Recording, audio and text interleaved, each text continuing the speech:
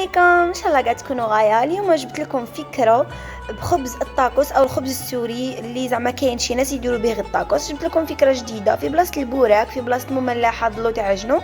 فكره جديده ان شاء الله تعجبكم.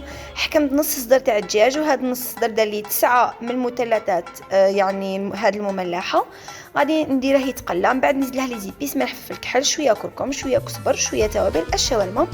والسر هنا باش يجيكم الدجاج تاعكم بنيم، يعني النار ما تنقصولهاش باش ما يطلق لكمش الماء، ديروها نار متوسطه. زدت لها 80 ملي من الكريم فريش وكويار تاع الفرماج. تقدروا نتوما ديروا غير هي في الاصل تجي بزوج مغارف تاع الفرماج بلا الكريم ليكيد، غير انا كانت عندي وكنت نضيفها. زدت ثاني كميه تاع زيتون وشويه تاع معدنوس. راني نقسم الحبه على 2 وندير مثلثات. درت شويه دجاج، زدت زكيتها بالفريت وشويه فرماج غابي. تقدروا تضيفوا اي اضافات، طون، زيتون، مايس. تقدروا تستغناو كاع على هاد لافاغ تاع الدجاج. انا هاد لافاغ باسكو تجي بنينه وما تجيش ناشفه، يعني تجي مشمخه كي تاكلوا ما تحصل لكمش. دونك نكمل بنفس الطريقه، يعني هاد الكميه ولكم دارت لي 9 حبات بنص صدر تاع الدجاج.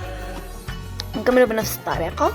من بعد غادي نجيب مقله، اللي عنده بانينوز يديرها في البانينوز. انا عندي مقله هذه تاع الخطوط، تقدروا ما ديروا مقله عاديه، يعني دائما نقولكم موجود. درت فيها الزبده وراني ندير بالبانسو. من بعد غادي نحمرهم فيها ونبقى نقلبهم.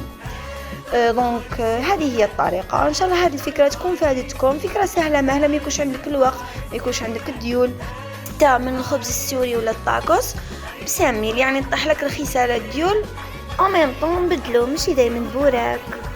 هذا هو الشكل النهائي. زينتهم بهذه الطريقه. نتمنى تجربوهم وتردوا لي بالخبر. صحتكم بسلامه.